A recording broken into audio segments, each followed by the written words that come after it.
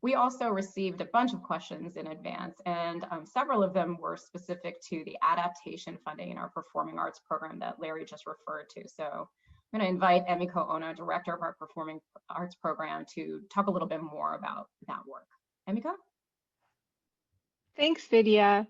I think folks on this call will know that the performing arts sector, along with many other sectors, has been facing a profound set of challenges brought on by the pandemic and specifically the stay-at-home orders. So in the summer, we knew that 2/3 of artists and creative workers had been laid off or furloughed, and revenue generating performances were basically shut down since March. And those revenue generating performances are really a major source of income for most arts organizations. And that's why in July, our board agreed to a one-time allocation of the $17 million for adaptation funding. And it's important to emphasize that these adaptation grants are not for emergency relief for navigating near-term challenges. They are project grants focused on supporting organizations to enact both structural change and financial change in a really profoundly altered environment.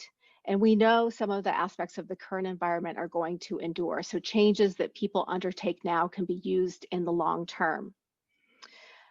The funding has been awarded to 34 organizations that are critical to our strategies that focus on communities, artists, and youth. And the organizations are working on developing their adaptation plans right now. This spring, once the organizations have more concrete plans, we'll announce the grants and we can say more exactly about how they are planning to navigate the trials and transformations ahead.